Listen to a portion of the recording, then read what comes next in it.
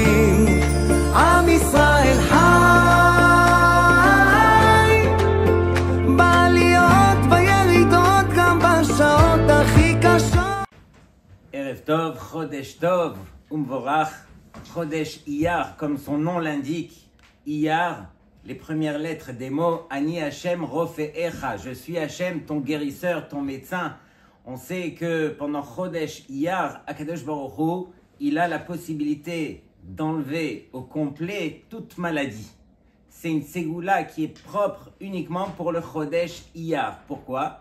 Pour permettre aux Béné Israël d'arriver au mois de Sivan lorsqu'ils vont recevoir la Torah et d'arriver comme il se doit, Bari Veshalem, pour recevoir les Aseret Hadiberot. Et comme on le sait, pendant tout la fête de Pessah, on a eu l'occasion de rappeler à la fin de l'Amida, on a dit Kol hamachala asher samti b'Mitzrayim lo asim alecha ki ani Hashem rofe'echa. Toutes les maladies que Akadosh Baruch Hu il a mis sur les Mitzrim en Mitzrayim, alors Akadosh Baruch Hu va nous préserver. Et sur cela, on pose la question, on dit, mais du fait que la fin du verset, elle témoigne Ki ani Hashem rofe'echa, car je suis Hashem, ton médecin, ton guérisseur, alors il peut mettre les maladies et c'est Hashem qui va guérir. Sur cela, on répond que non. En Mitzrayim, Akadosh Baruch Hu, il leur a mis des maladies qui étaient incurables. Et même ces maladies incurables, Akadosh Baruch Hu, il est prêt à nous les enlever, à nous guérir. Donc imaginez le chesed que Hashem y fait en ce mois de Iyar. Tout ça pour dire que Parashat Kedoshim, c'est une paracha qui est des plus spéciales, qui ressemble quelque part à la paracha de Aseret Hadiberot, puisque pendant les Aseret Hadiberot, Akadosh Baruch Hu, il a rassemblé tous les Béné Israël en même temps pour leur parler. De même ici aussi dans Parashat Kedoshim, une paracha qui est assez spéciale puisque Rashi le souligne. Rashi nous dit que Daber el kol adat Béné Israël. Hashem s'adresse à Moshe de s'adresser à tous les Béné Israël de manière confondue. Pourquoi? Melamed sheneemra parasha zo be'akhel. Parce que cette paracha, elle a été justement enseignée par assemblée. Mi pene sherov gufet Torah teluin ba. Parce que le rov des mitzvot, elles dépendent justement de cette paracha. On va entrer dans les détails et on va essayer de comprendre de quoi est-ce qu'il s'agit. Bien sûr que cette paracha, comme on l'a dit, alors c'est une paracha qui est assez spéciale. La Gemara dans Maseret Iruvi nous ramène une braïta où Moshe Rabbeinu, comment est-ce qu'il enseignait la Torah? Lui, il apprenait la Torah d'Hachem et ensuite, il faisait rentrer Aharon et lui enseignait la Torah. Ensuite, les enfants de Aaron, Elazar et Itamar rentraient et ils répétaient une seconde fois. Ensuite, il y avait les Zekenim, les anciens, et ensuite les Béné Israël. En tout, 4 fois. Donc, pour inscrire la Torah, il faut un minimum de 4 heures Hazarot. C'est comme ça que tous les Béné Israël recevaient la Torah à 4 façons, à l'exception de Parashat Kedoshim, qui, elle, a été enseignée en une seule fois. Et sur cela, alors on dit que le rov des mitzvot dans Parashat Kedoshim, comme on le sait, elles sont Ben Adam la Havero, pour nous montrer combien les mitzvot Ben Adam la Havero sont importantes. Il y a le roche dans la Mishnah de Masechet Pea qui nous enseigne que selon Hashem, les mitzvot Ben Adam la Havero sont encore plus importantes que les mitzvot Ben Adam la Makom. Au point est-ce que le Mabit, un des Rishonim, il écrit que les Aseret Hadiberot, elles comptent au complet 620 mots.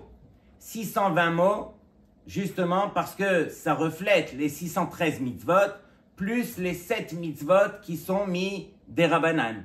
Mais il fait le partage et il voit que dans les Aseret Hadiberot, il y a du côté droit les mitzvot qui sont Ben Adam, la Makom, et là-bas on compte 533 lettres, pendant que du côté gauche, il y a les mitzvot qui sont Ben Adam, la Havero, et là-bas il n'y a que 87 mots, Keminyan Paz.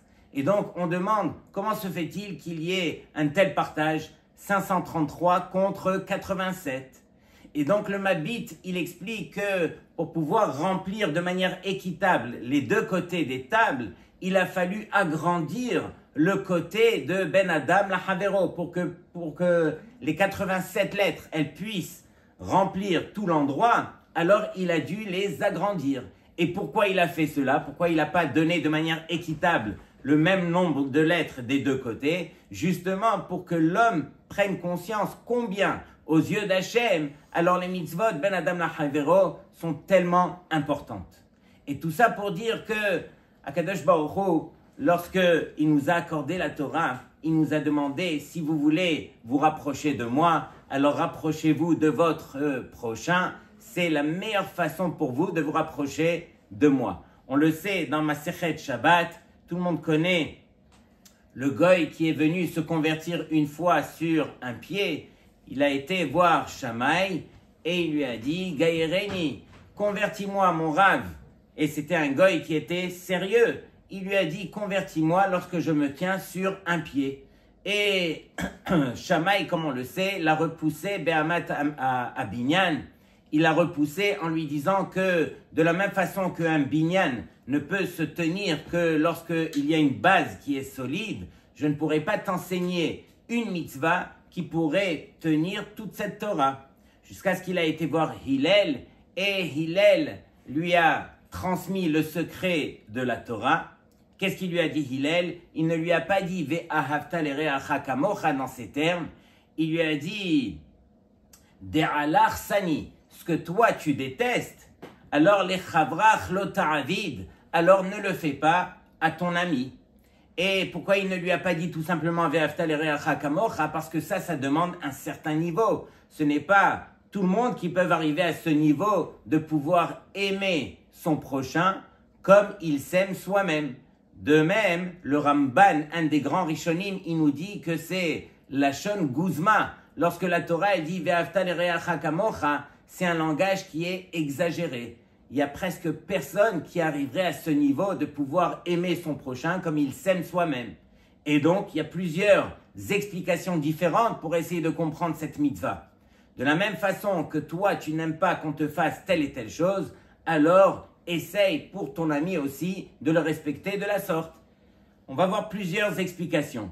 Le Rashi ici, lorsque il revient sur De'alach sani le chavrach lo ta'avid, à ton ami, alors ne le fais pas. Rashi ramène deux explications. La première, c'est qui ton ami? Rashi ramène un verset dans Mishlei où on parle là-bas de Reacha ve'reach avicha al ta'azov. On parle là-bas directement de Akadosh Baruch Hu. Et donc Hachem il dit justement ce que toi tu n'aimes pas qu'on fasse à Hachem lui-même, alors ne le fais pas à ton ami. Et donc quelque part on a comparé Hachem à son ami pour nous montrer que Ani Hachem, si tu veux te rapprocher de moi, alors ton ami passe avant tout. Deuxième explication, c'est ton ami Bepashtout, c'est-à-dire que ce que tu n'aimes pas qu'on te fasse à toi, ne le fais pas à ton ami. Et donc, Rabotai, j'aimerais surtout m'attarder sur le Klal Gadol Amar Rabbi Akiva de Ve'ahavta l'ereacha kamocha qui est cité ici dans cette belle paracha de Kedoshim. Et donc, on va essayer de comprendre ensemble, on va essayer de réfléchir ensemble encore une fois sur cette mitzvah. Tout le monde la connaît, tout le monde essaye de l'appliquer du mieux possible, mais encore faut-il l'étudier pour réellement réaliser quels sont les détails qui tournent autour de cette mitzvah. Et donc, le verset commence par « Lotikom velotitor et bene amecha » Tu n'auras pas le droit de te venger, ni garder rancune, « et bene amecha » justement envers tes frères, envers les Béné Israël. C'est marqué que la nekama, le fait de se venger, alors on le garde uniquement envers les goïm. C'est marqué la asot nekama bagoïm. Mais envers les juifs, alors il est complètement interdit d'en arriver là. Et donc, tout de suite après le fait de ne pas se venger, il est marqué ve'ahavta l'ereacha kamocha ani Hashem. Tu aimeras ton prochain comme toi-même, ani Hashem. Si vous remarquez le Targum ici, alors comment est-ce qu'il traduit Reacha? Il traduit Udrachem le Havrach Kevatach Ana Hashem. Alors, tu feras attention à qui? Les Chavrach, à ton ami. Or, ici, le langage a été quelque part changé dans la Torah. Au lieu de marquer les Chavrach, on a marqué les Reacha. Pourquoi ce changement de langage? D'autant plus que le verset qui précède, c'est marqué Lotisna et achicha bilvavecha. Tu n'auras pas le droit de haïr ton frère dans ton cœur. Quel terme on a employé ici? Achicha. Donc ici, on aurait dû dire au minimum ve'ahavta le achicha kamocha. Pourquoi est-ce que la Torah, elle a changé? Et ensuite, pourquoi est-ce que le verset termine par Ani Hashem?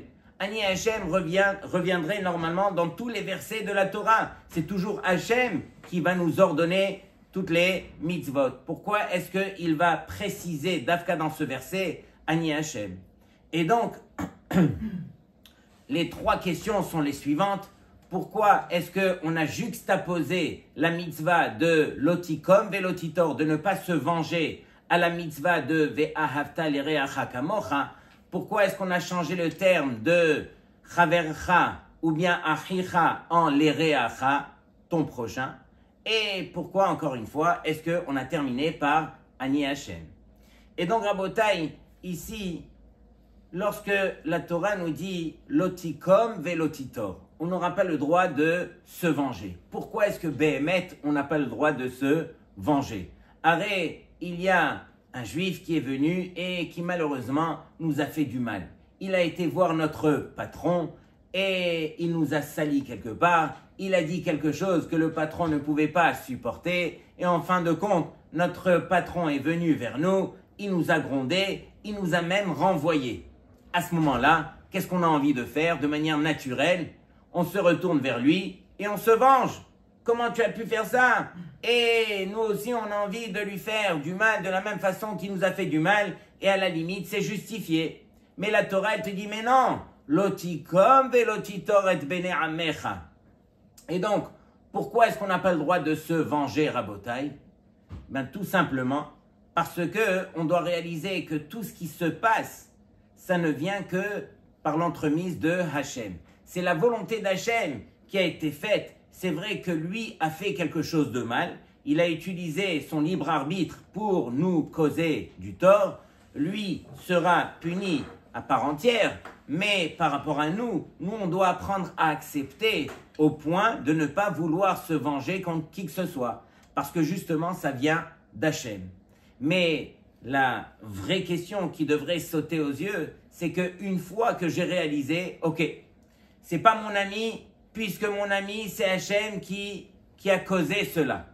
Et donc, je comprends et j'accepte que ça vient d'Hachem. Donc, je ne vais pas me venger contre lui. Mais d'un autre côté, qu'est-ce que je comprends? Je comprends que ça vient d'Hachem. Et donc, je me retourne vers Hachem et je dis à Hachem, mais Hachem, mais pourquoi tu m'as fait du mal? Hier, tu étais gentil avec moi, tu m'as accordé tant et tant de brachot, de bienfaits. Et aujourd'hui, ça y est, tu as tourné ta veste, chas v'shalom, tu me fais du mal. Et donc, c'est très compliqué pour un Ben Israël d'essayer de trouver le juste milieu. D'un côté, il ne peut pas se venger contre son ami. De l'autre côté, il réalise que ça vient d'Hachem. Et il aimerait demander à Hachem, mais pourquoi Hachem, tu me fais cela? Et il comprend qu'il n'a pas le droit de demander à Hachem pourquoi, mais à l'intérieur de lui, ça bouillonne. Comment trouver la vérité au travers de tout cela? Rabotai, il faut absolument apprendre à réfléchir. Et apprendre à réfléchir, ça demande justement de s'asseoir et de comprendre un petit peu comment ça marche. Dans mon immeuble, j'ai une famille qui habite et très souvent, alors les enfants, ils font beaucoup de bruit et ils salissent et ils font des bêtises. Et la vérité, quand je les rencontre, Boker Tov, bonjour, comment ça va? Quand je les vois Shabbat Shalom, avec le grand sourire et tout. Et des fois, mes enfants me disent, mais tu n'aimerais pas leur faire un reproche ou quoi? Alors bien sûr qu'on aimerait faire un reproche à qui que ce soit. Tout celui qui nous dérange, bien sûr, la première chose qu'on a envie de faire, c'est faire un reproche. Et ici, peut-être que c'est justifié parce que il ne s'empêche pas, malheureusement, de déranger énormément. Mais dans tous les cas, je m'empêche de dire quoi que ce soit. Et quand je rentre chez moi à la maison, je ferme la porte d'entrée. Quand je rentre et je vois que c'est un de mes enfants qui a dérangé, qui a fait une bêtise, alors là, je ne m'empêche pas de le prendre et de lui faire le reproche comme il se doit. Et là, l'enfant, il ne pourra pas se justifier de me dire « Ah, mais tu vois, les voisins, eux, tu n'as rien fait, tu n'as rien dit, tu leur fais le sourire. Et moi, on rentre à la maison et là, tu me tombes dessus. » Et pourquoi est-ce qu'un enfant ne pose pas une question pareille? Parce qu'un enfant, il comprend.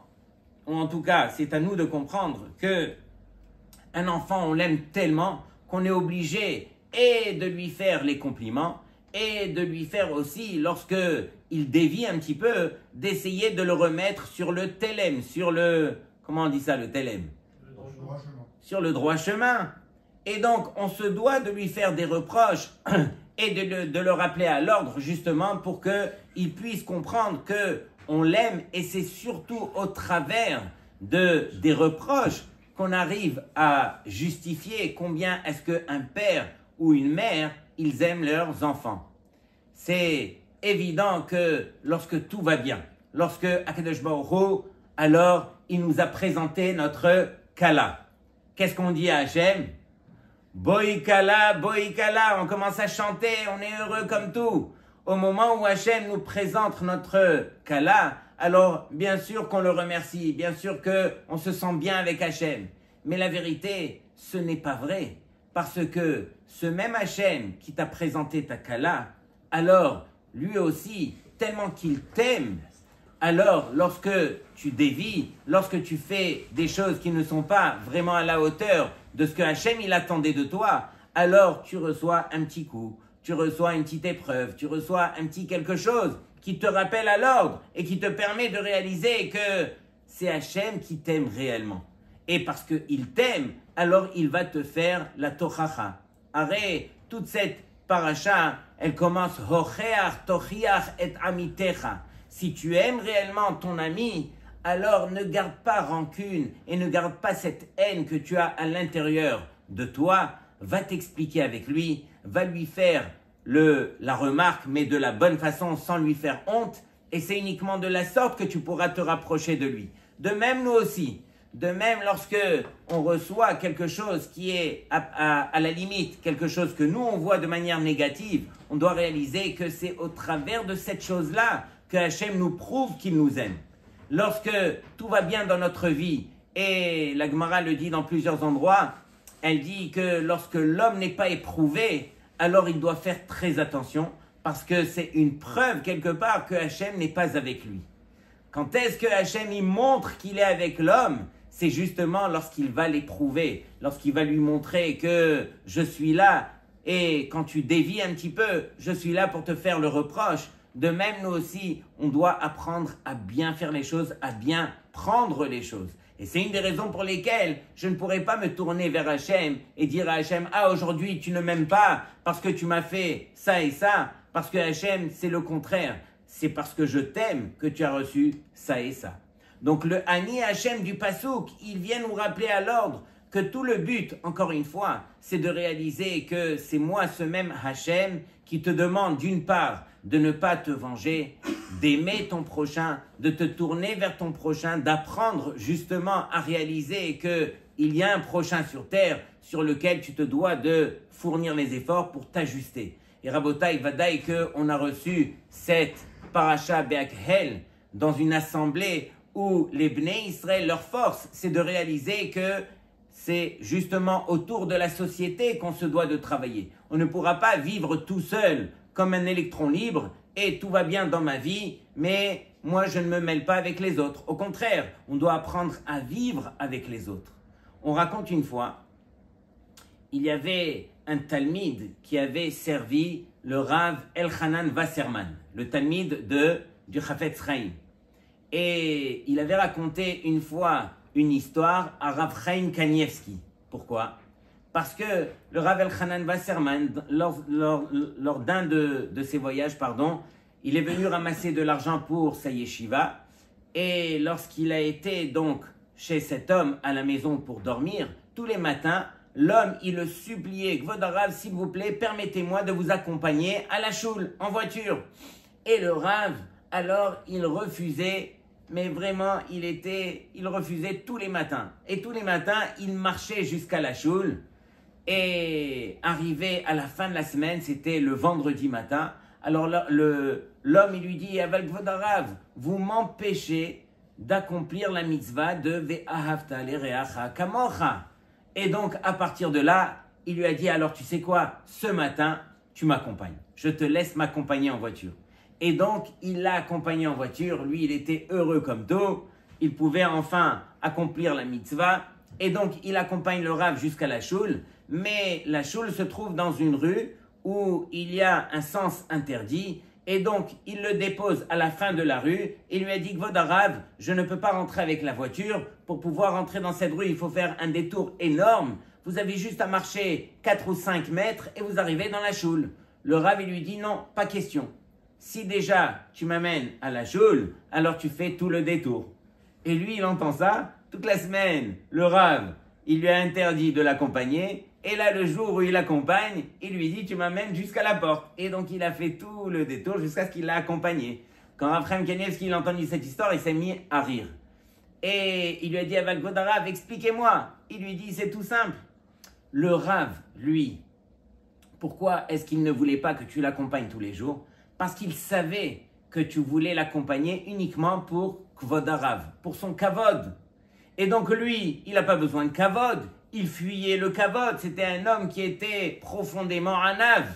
Et donc pour le kavod, non, garde ta voiture, laisse-moi marcher jusqu'à la choule. Et en plus, j'ai la mitzvah des psiot. J'ai la mitzvah de marcher, de faire les pas jusqu'à la synagogue. Mais le jour où tu lui as dit, avec Kvod Harav, vous m'empêchez de faire Ve'ahavta l'ereacha kamocha, alors là, le Rav, il a dit, tu sais quoi, la mitzvah que j'ai de faire les pas pour arriver à la choule, alors je préfère être mévater sur cette mitzvah pour t'accorder le fait de faire Ve'ahavta l'ereacha kamocha. Et justement, c'était une leçon que le Rav te donnait, pour te montrer que lui, il était mévater, parce qu'il t'aimait à toi pour que tu puisses faire la mitzvah. Mais si déjà tu décides de faire la mitzvah, alors fais-la bishlemuta. Fais-la de manière parfaite. Accompagne-le jusqu'à la porte de la choule et fais même tout le détour. Mais au moins accomplis la mitzvah comme il se doit.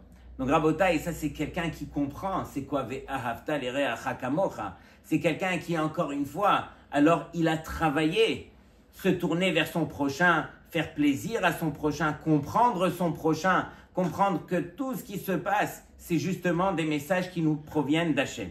Alors, Rabotai, permettez-moi de conclure avec un sujet des plus importants. On est dans une situation où on se doit d'essayer d'obtenir des mérites, des srouyot pour le Am Israël. Vous savez que cette belle paracha, alors c'est la paracha de Kedoshim. Et dans la paracha de Kedoshim, il y a justement une machloket entre Rashi et le Ramban.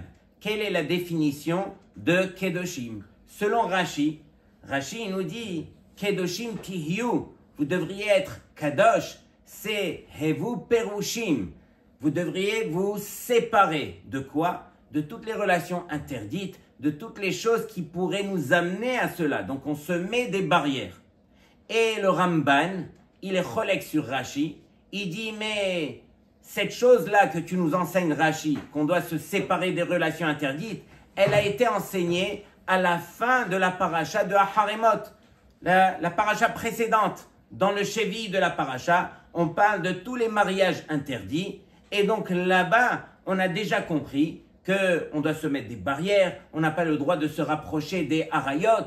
Et donc, tu n'as pas besoin de me le répéter ici dans Kedoshim Tihyu. C'est pourquoi, selon le Ramban, la définition de Kedoshim Tihyu, c'est quoi? C'est Kadesh Atzmecha Bemutarlach. On doit apprendre à se sanctifier, à se séparer, même des choses qui nous sont permises. Pas juste des choses qui nous sont interdites, mais même des choses qui sont permises. On doit apprendre à se séparer. Par exemple, on a reçu en dessert, un dessert qu'on adore, on a reçu un fondant au chocolat.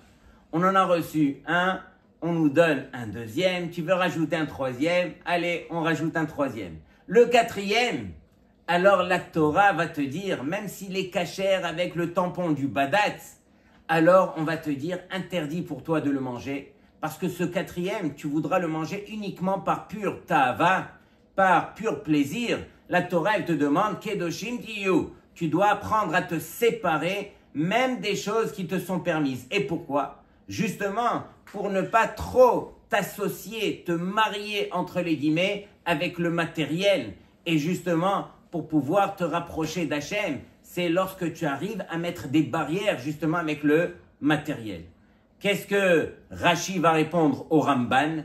Rashi lui dit, Kvod Harav, c'est vrai qu'on a parlé des Harayot dans la fin de Aharimot, mais le Ben Israël, il est tellement faible à ce niveau qu'on est obligé de lui répéter une seconde fois dans Kedoshim, justement pour qu'il se rappelle à l'ordre, il se motive, il trouve toutes les barrières possibles pour se protéger. Combien ces choses-là, elles sont vraies dans notre génération. Rabotai, lorsque je parle de Kedusha, directement, alors pour nous la Kedusha c'est quoi? On a le cliché comme ça dans la tête, c'est Baba Salé qui est enveloppé de sa djellaba, qui ne regarde que par terre, qui a ses yeux que dans son sefer, qui va jeûner toute la journée, il est rempli de Kedusha, pour nous c'est ça la Kedusha. Mais Rabotai, on n'est pas Baba Salé, même pas proche d'être Baba Salé. Quelle est la définition de Kedusha pour nous au jour d'aujourd'hui? C'est uniquement une seule définition. Écoutez bien ce que le Rav Matatyahu Salomon, un des grands mashgichim, il a écrit, et c'est une halakha, c'est pas du moussar. Écoutez bien, je vous le traduis. Il est formellement interdit de détenir Internet sans filtre, même pour les besoins de la parnassa.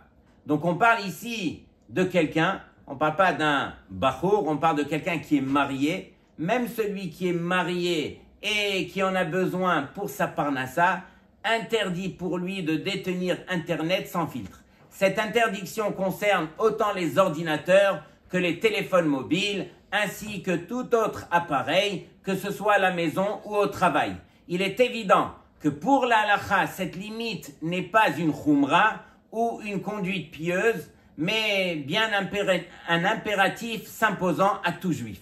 Donc en deux mots, Rabotai, la liste elle est encore très longue, elle risque de nous faire peur. Pour nous, la définition de Kedusha, c'est quoi? C'est détenir un téléphone avec un filtre.